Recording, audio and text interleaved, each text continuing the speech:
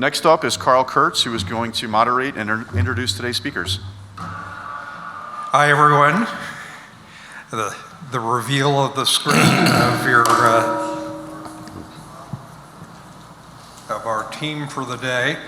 We're here to address one of the most intractable and visible problems in urban public policy in America, the problem of homelessness.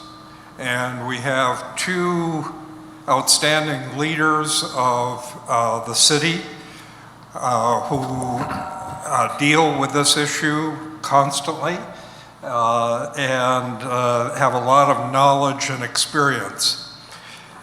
First up is Bob Yates, who is in his 7th year of service on Boulder City Council. Before moving to Boulder in 2001, Bob lived in London, where he was president of the European operations of Level 3 Communications, a multinational telecommunications and internet service provider company based in Broomfield. After retiring from Level 3 in 2011, he has held leadership positions in way too many Boulder civic and nonprofit organizations for me to mention in this brief introduction. He holds degrees from Scranton College and Hastings College of the Law. With him is Kurt Firnhaber, the Director of Housing and Human Services for the City of Boulder. He previously served as Deputy Director of that office. Before coming to Boulder, he worked for 16 years in South Africa on affordable housing issues and HIV services. In Boulder, he started the Boulder Habitat for Humanity affiliate before moving into city government. He is a graduate of CU and Regis University. I'm going to offer each of them a minute or two to say anything they want to say in an introductory way, and then I'll have some questions for them, and we'll have our usual opening things up to everyone else for their questions. So we're looking forward to a lively and interesting program. And Bob, let me invite you to say anything you'd like to say at the start. Sure, thanks so much, Carl. I think when we're talking about homelessness, I think we always need to ask ourselves two questions. What and for whom? What services are we going to provide, and to whom shall we provide them? Because as Carl mentioned, this is a problem that's been with us for millennia. I'd love to say that we could end homelessness someday, but I don't think that's possible. But what we can do is we can make those instances of homelessness as rare and as brief as possible. People who kind of keep track of the numbers say that here in America, 1 out of 15 people will at some point in their lives be homeless. 1 out of 15 people. We've got more than 15 people in this room. I'm not going to ask anybody to raise their hand to say whether they were homeless, but I'm going to guess that just about everybody in this room knows someone who has been homeless at some point in time in their lives. Perhaps it was a mental health problem, perhaps it was a substance abuse issue, or maybe a familial situation, maybe they had a financial setback. 1 out of 15 in America will be homeless at some point in time in their lives. And for black people, it's 1 out of 6. 1 out of 6. If you're black, your odds of being homeless are greater than your odds of getting cancer. I mean, it is really an epidemic in this country. And here in Boulder and in most cities across the country, at any given time, about 1/2% of our population is unhoused. They have no permanent situation. Some are on the street, some are in our wonderful shelter. We have representatives of the shelter here today. Some are couch surfing, some are families, some are individuals, single individuals. You know, and as a city, we feel we have a duty to both the unhoused and the housed. Our duty to the unhoused is to try to get them into a housed situation, to a stable situation. If they need mental health treatment or or substance abuse treatment to get them that. We have a number of service providers that assist us with that, and I think Kurt's going to talk a little bit about some of them. And of course, we have a duty to the 99.5% of the people in this town who are housed. We want to make sure that we have a safe and clean environment. I don't want to imply that unhoused people are either unclean or cause a lack of safety, but it is a fact, our police department will tell us it is a fact, that a disproportionate amount of our crime in this community is perpetrated by people who are unhoused. Often they're in desperate situations, or they're trying to get money for drugs or alcohol. A lot of our bike theft and a lot of our car part theft is caused by people who are unhoused. And so we want to have a situation where we want to get them so they're not so desperate. We don't like people camping in our parks, in our creekways, and that creates all sorts of cleanliness and sanitation problems. So it's a tough problem. We're going to talk a little bit today about some facts and figures. Hopefully you'll come out of this room a little bit smarter about homelessness, and you can help be part of the solution. Thanks. Yeah, thank you. Yeah, it's good to be back here this afternoon with all of you. I visit occasionally, and before we start, I think it's worth noting that about 4.5 years ago, City of Boulder, City of Longmont, and Boulder County came together to form Homeless Solutions for Boulder County. We realized that homelessness is not bound by our city boundaries, and it's a regional problem as well as a national problem. And working together with our colleagues in other cities, aligning our resources, aligning our strategies, our policies, that there's a lot of benefit there. When that strategy and HSBC was implemented, we made huge progress around homelessness. And one of the things we'll talk about are the different pictures of homelessness and how we as a community experience that. But since that occurred, I was looking at the numbers today. I think it's 1,342 individuals we've and our partners have helped house or exit homelessness in the city of Boulder. It's almost one person per day that leaves homelessness in our city, which I think we can be very proud of. And HSBC created a platform for organizations to work together around this instead of in competition. And since that occurred, we've made significant strides in creating housing for individuals, getting them housed first, and then having services that assist them. The Boulder Shelter, I'll just note, is a leading partner in that work and provides a lot of the housing. They're actually assisting more people who have been homeless that are in housing than they are those that are not housed. That represents kind of the progress that's been made. However, we also know that roughly about 1,000 individuals who are experiencing homelessness come into our city every year. And so the numbers don't balance. And while we've made incredible progress, the view that we see as a community member doesn't look like it's changed. And in some cases, it may even look worse. And those are some of the challenges that we're working with. And our focus over those 4.5 years has shifted. And I think one of the errors in looking back at policies over years throughout cities is that we fixed homelessness by creating shelters. People living in shelters is not solving their problem. In most cases, people it's very difficult to exit out of homelessness without significant support. And so we've shifted resources in our policy direction from emergency services to things that actually solve problems of homelessness. And so I think the city and the city council at times can feel very proud about that.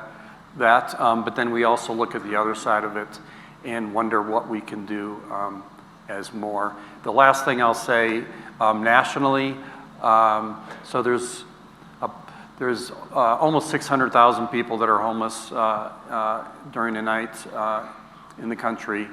That's been relatively stable. It's gone up, we think, over the last couple of years. But more than half of homelessness across the country, those individuals are in 50 unique cities. So it's concentrated to our cities. So let me follow up on that a little bit. You said the numbers are constant nationally. What about in Boulder over the last 10 years? Are they also constant, or have they changed? Let me take a stab. Let me take a stab at that, and then Kurt probably has some better facts and figures. Every January, Boulder and most cities in the United States engage in what's called a point-in-time survey. It's a survey. We have people that go out on a given night in January and try to count the number of unhoused people on that particular night.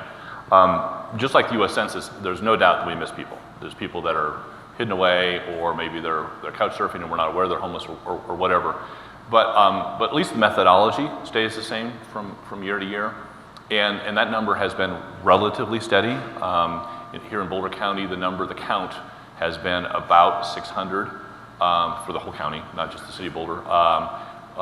So you can multiply that times 1.5 or 2 or whatever multiplier you want to use. But if you go online and just put in point-in-time survey, you'll see county by county, and you'll see Boulder. But one thing I want to emphasize, though, is that what Kurt said is, on average, every day, year-round, we have 3 new homeless people arrive in Boulder. Now, we also have 3 people leave, otherwise our numbers would continue to grow. It's a very transitory group. We have something called coordinated entry. In order to receive any services here in Boulder or Boulder County, you have to go through coordinated entry, which is just basically a registration. 60% of the people who register for coordinated entry now have been here for 6 months or less. As a matter of fact, almost half have been here for 1 month or less. People get off the bus and they expect services. And then maybe they'll be here for a day, a week, a month, and then they'll move on to the next destination. It's a very transitory group. We have some hardcore people who are very persistently homeless and have been here for a long, long time. In some ways, they're the easiest people to help. And then we have a whole bunch of people who are just passing through. And quite candidly, one of our solutions is to help them pass through. If people find themselves stuck in Boulder and that's not where they want to be, we will sometimes aid them to get to the next destination. And Kurt, you referred to the 600,000 in approximately 50 cities. So is Boulder one of those 50 cities that's counted as a substantial homeless population? I don't know the answer to that. That's a good question, though. I should look into that. And how do we compare with other cities of similar demographics? Do you have a sense of that? Particularly the university cities, places that we often compare ourselves to, Eugene or Ann Arbor or Madison. Any sense of that? So all of those cities that you mentioned are similar to Boulder. I think Boulder is probably on maybe the upper end per capita for the amount of homelessness and the size of our city. And I think many people who are experiencing homelessness come to Boulder for the same reasons we came to Boulder. It's a beautiful place. It does have good services. The weather's good. And so the other thing that we've seen is that homelessness nationally has concentrated in western states, and states that primarily have decent weather as well. So it's like Arizona, California, Oregon, Washington, and Colorado is there as well. And since 2016, we've seen a doubling of those experiencing homelessness who are unsheltered, who are not living in shelters in the city of Denver. So we've really seen, there's certainly a relationship between our two cities, and people pass between the two. Matter of fact, one of our biggest feeders, quite frankly, is Denver. When we go through coordinated entry, we ask people how long they've been here and where they came from. And in Denver, I think, is our largest provider, I guess. Yeah, supplier. I think it's about 75%. Yeah. And you say, well, why do people come? Why do they leave Denver? Why do they come here? The weather's the same. Boulder, and this is a real dangerous topic, but I'll just put it on the table. There's some people who ascribe to the magnet theory. In other words, the better services you provide, the more people will come, and it's just kind of a vicious cycle. Boulder provides about 4 to 6 times more in funding for services than an average city in the state of Colorado. I don't know if we're one, but if we're not one, we're 1 or 2. And we provide a lot of funding through our various partners, some of whom are in this room, for those services. Does that draw people here? Maybe yes, maybe no. It's certainly something worthy of debate. So let's move into some of the public policy issues, and it may be a little bit artificial, but I'm going to try to divide this into kind of the regulation of everyday life of the homeless people, and the part that we can see as we bike along Boulder Creek Path. So that'll be kind of part 1, and then part 2 we'll try to get into broader addressing broader problems of homelessness, whether it's mental health, housing, or whatever. So starting with those kind of rules, in the time that the two of you have been in office, what do you think have been the most significant advancements in improving the life of the homeless people? So, you mentioned the county-wide approach, certainly. So I mean, that by far is the biggest impact. We did have a policy initiative or policy in place, which some of you may be aware of, that we put in place, I think, about 2.5 years ago. And it's to address some of the things that Bob was just speaking of. But we have different levels and types of services. And we had to recognize, while we're investing a lot in this, we still have limited resources. We have limited housing. And so what we put in place as a policy is that you had to be in Boulder for 9 months or longer to access certain services that are more permanent, like housing within the city of Boulder. And I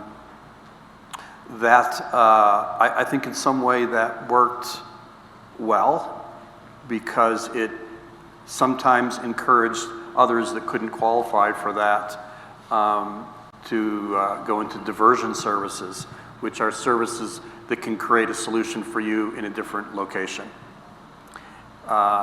We took that policy away, I think it was last summer, and we had some concerns about fair housing rules related to that, and I think that has changed the dynamic a little bit as well. And it also, people that were in some of those diversion services kind of pulled out and said, I don't need to be in that service any longer. So it changed the dynamic of how people were using the services. Bob, what about enforcement issues, camping bans and that kind of thing? Where are we today on those issues? It's probably, City Council, I think, got 18,000 emails last year, and I think 17,000 of them were on enforcement. It's probably not much of an exaggeration. Camping on public property is illegal in Boulder. It's illegal in most cities. We actually supplemented those laws about a year ago. It was June of last year, where in addition to a camping ban, which has been in place for 40 years, we, at the request of the police department, we also made possession of a tent in a park illegal. There's exceptions, and also a possession of a propane tank. We were having a big problem with propane tanks because people were using it not only for heating and cooking, but also to make meth.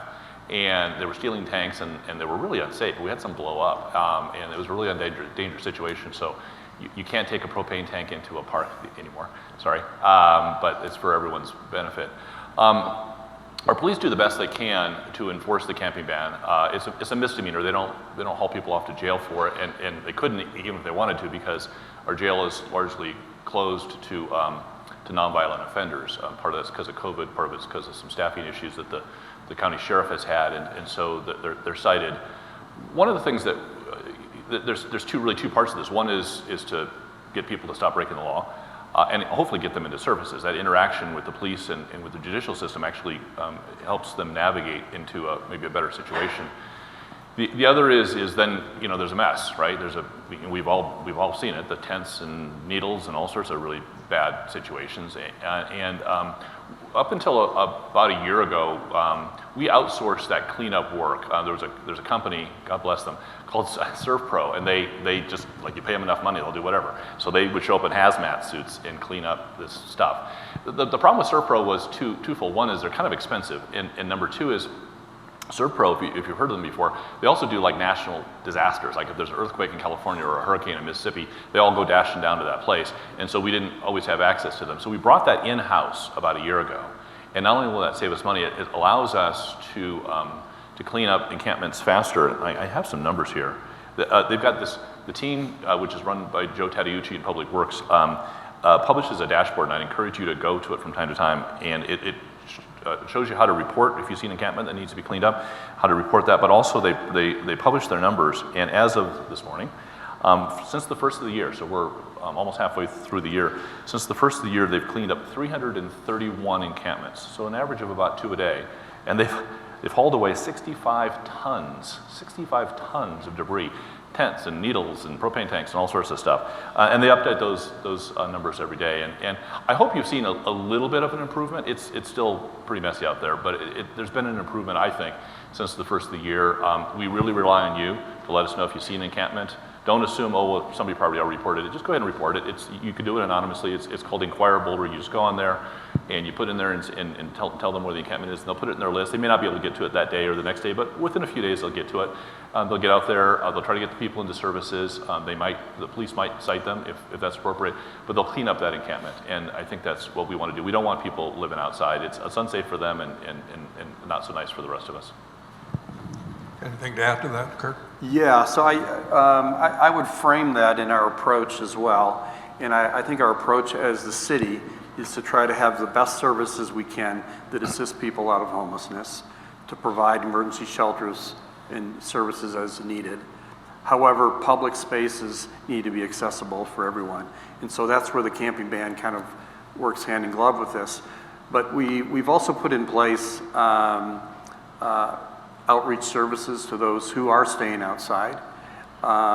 It's our court system has navigators that are out there. We have HOT, which is the homeless outreach team of 2 police officers who don't write tickets, they don't arrest people, they build relationships with those individuals and help them get into services. We have a program called Be There, which is also run by the shelter. It's 3 individuals that are out there every day trying to build relationships with those who are camping outside and saying, let's see if we can find a better solution. I wouldn't say that we're doing sweeps. We're not aggressive. It's not a police action. It's something that's done from a place of compassion, but also, creating barriers, or not creating barriers, but creating, very clear expectations of what's allowed and what's not allowed in our city. Okay, well, let's move now to talking about policies that address some of those root causes of homelessness, whether it's housing, substance abuse, healthcare, mental health. We could probably do a program on each one of those. Obviously, employment being another. What are you most hopeful about? What programs do you see that you think are really working and that you can build on? So the one that I think is actually surprised me as to how successful it's been is that which get people housed. When we started this 4 years ago, our goal for the year was to try to get 25 individuals housed. And I was actually a little bit freaked out by that. And So you have to find a unit, you have to find the services that support it, and you have to find a voucher. Vouchers were somewhat limited at that time, and so through we have a lot of affordable housing in our community. So basically we took, if you all remember Lee Hill, that was a project in North Boulder. It was somewhat controversial. It was very difficult to accomplish. And it created a handful of units. It's a great project. But we realized we couldn't solve the housing component with that approach. And so what we started doing is basically a third of all kind of small apartments that come up in the city that are owned by our housing authority. We are renting those to people who were previously homeless. It created and we're spreading them out throughout the city, so they're not concentrated. We're putting 5 or 10 individuals in each affordable housing development. And every new affordable housing development that we do, we're allocating a component of those homes for those individuals. That's made a huge difference. We also implemented our own, and I don't know any other city that's done this, our own voucher program. All voucher programs that come through HUD or the state, they have lots of red tape, regulations, and hoops to jump through. So we created our own voucher program to assist individuals that couldn't jump through those hoops. And we've, on top of that, we're integrating services, supportive services to help those individuals. One of the biggest challenges we're having, it's a difficult transition for someone who's been homeless for a year or multiple years to move into an apartment. It's lonely. They don't know what to do there. It's a tough transition for them. So there's 2 programs that we're going to be starting this year that are going to be addressing that with peer support and further services to make sure that people are getting the services that they need and are staying successfully housed. You know, maybe this is a good time to preview a few things that will be coming to our community here in the next few months. One you may have read about in the newspaper this morning, where we're getting more mental health providers on the street. Vast majority of the people who are unhoused have mental health problems. Sometimes they also have substance abuse or self-medicating, or they have some financial issues, but mental health is probably the biggest issue. My cousin, who's the same age as me, came from a very wealthy family. He was unhoused for years, in his 20s and 30s, and no one could help him. He had mental health. He still has mental health problems, but we just couldn't get him off the street. He was service resistant, and so we're looking for ways to get more mental health practitioners out on the street and building those trusting relationships with the unhoused people so that we can get them into the right service. The second thing you're going to see here later this year is the launch of a day shelter. Right now we have a wonderful partnership with the Boulder Shelter for the Homeless, but they provide overnight services. They play a place for people to sleep, to clean up in the morning, to have a good breakfast, and then they're kind of launched out into the world. And everyone has to be someplace at all times, right? And where do the homeless people go from the time that they leave the shelter at breakfast until the time they come back to the shelter to check in at night? During those 14, 16 hours, they have to be someplace. A lot of people hang out at the library. You've seen them there. A lot of people hang out on Pearl Street Mall or along the creek or in other places. They're in the sunshine, they're in the weather, they're panhandling. They often just don't have anything to do.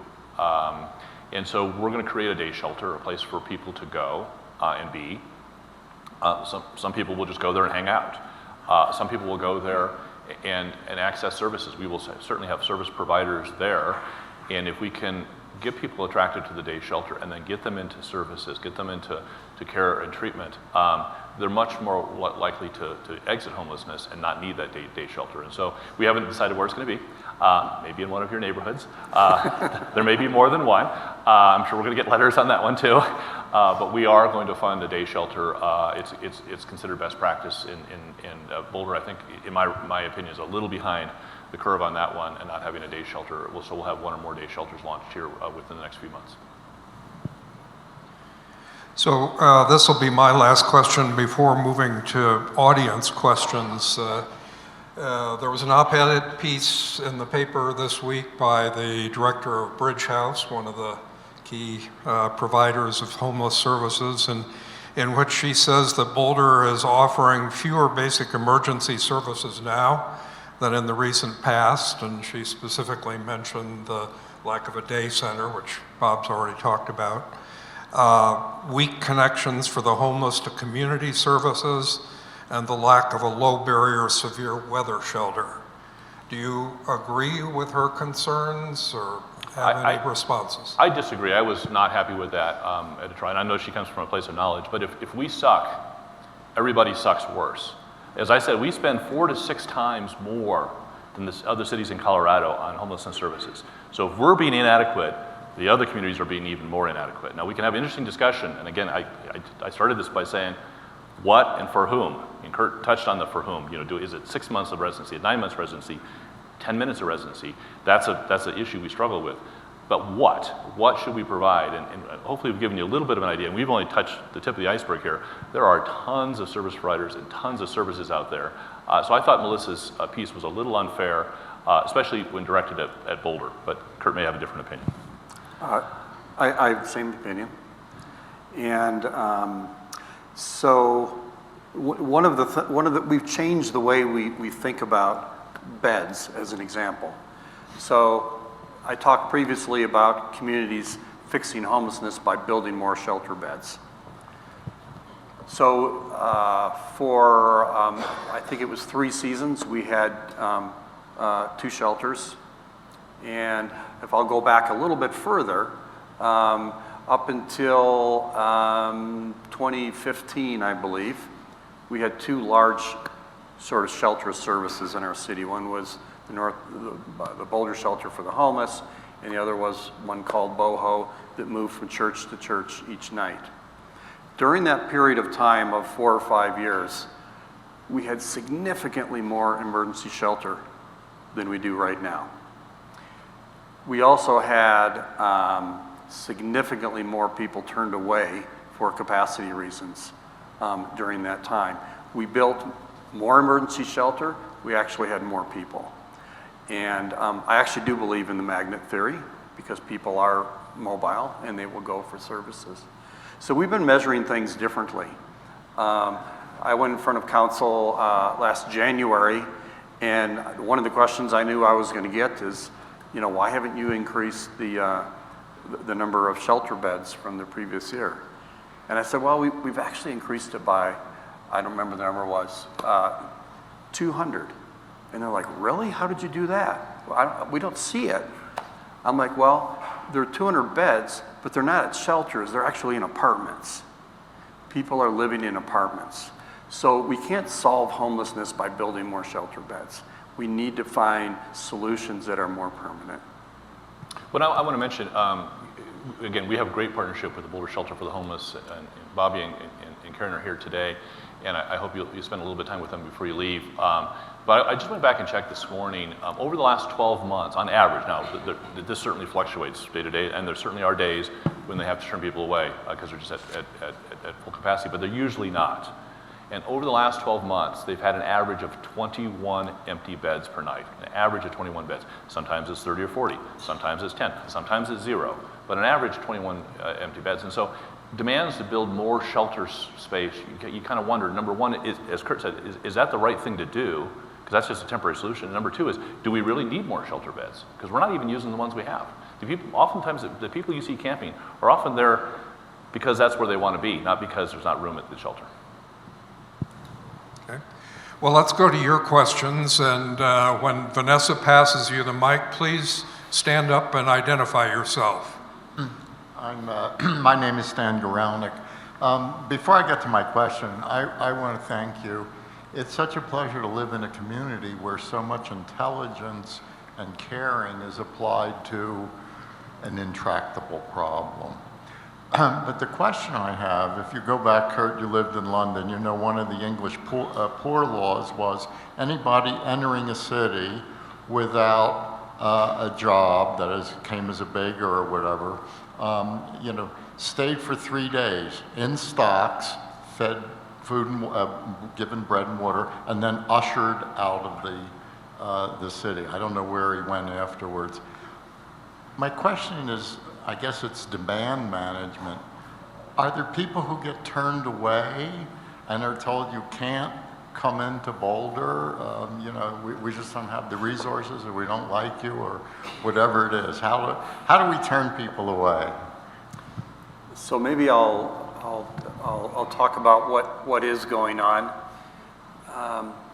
So every fall, I think for the last, at least the last 2 falls, when it starts to get cold outside, September, October, we know winter's coming, at the Boulder shelter, as well as case managers and that sort of thing, our outreach staff, they'll mention to individuals, so what's your plan, you know, for the winter?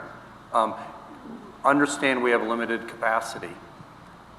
When we went from 2 shelters to 1 shelter a couple years back, we were very intent on that message. So reminding people that we have less capacity than we had previously, and trying to help them. It's actually their decision, but trying to help them make a decision that's going to be best for them. And that's part of our diversion program as well. Our diversion program, some people come in, they're actually on the way to California, their car broke down, they don't have a job, they don't have any money, we'll help them repair their car. Or there's someone coming through and they can't get to their relatives or another job, or they may need to reunite with a roommate that they had a fight with. So it's trying to connect them and work on that problem that can create a different type of solution. I think that a big challenge with, or one of maybe even the causes of homelessness, is people not having community or being excommunicated from their community, maybe their sexual orientation or whatever.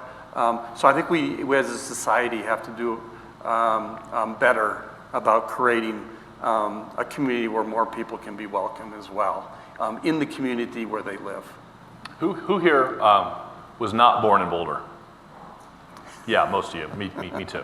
Right. And did anyone question you when you showed up that first day in Boulder about did you have a job, you have a place to live? Of course not. We have this pesky thing called the United States Constitution, and that allows freedom of movement and freedom of travel. And so while they may have gotten away with it in London many hundreds of years ago, that can't happen in America. We don't have a test of wealth or employment or intelligence or anything else to move from one place or another. Some people might want that, but that's not going to happen. Question online. I'm going to go to Mike. Yes. Yep. This is Michael Brady. I'm the moderator. I have a question from actually one of the other Zoomers. You talked about 4 to 6 times Boulder spends than all the other cities. What's the dollar amount for services per homeless person here in Boulder? I don't know that. I don't know the answer to that. I think that it's a fair question. There's been studies that have been done in various communities. Those are typically done as research projects. We haven't done that in Boulder. Some examples I can give, though. Well, many studies that have been done in other cities show that the cost for homelessness is somewhere $45,000 to $50,000 per person per year, out of a collection of all the services that they're receiving. For us to house someone with a case manager costs $18,000 to $20,000 per year. We have noticed for individuals that have been housed a significant reduction for them in emergency calls, both medical and police. Obviously less time experiencing time in the jail as well. So I can't answer that direct number for Boulder, but that should give you some context. Send me an email at Yates what's my email? Yatesb? Yatesb. Yatesb, okay, I have an email address. Yatesb@bouldercolorado.gov, and I'll get you the numbers. We know the numbers. We know how much we spend on homelessness services. The challenge, as Kurt just mentioned, is what's the denominator then? When we say if we spend 4 to 6 times as much as other Colorado cities, that's per capita of the population of Boulder. But per capita of unhoused, everyone gets different services, and some people get no services, and it's a very fluctuating number. So, but I can certainly get you how much we spend on homelessness and how much we spend on per capita of Boulder's population and the comparison to other cities. So just send me an email, just remind me, so I know how to get back to you. David? Bob and Kurt, we here at Rotary want to thank you for taking the time to join us today and for your service to the community. 35 years ago, Rotary International began a program to eradicate polio. Since then, along with its partners, Rotary has helped to immunize more than 25 billion children against polio in 122 countries. While polio cases worldwide have been greatly reduced, our work is still unfinished. To thank you for joining us today, we will donate in your names 100 doses of polio vaccine to the Polio Plus Fund. Thanks again. Thank you.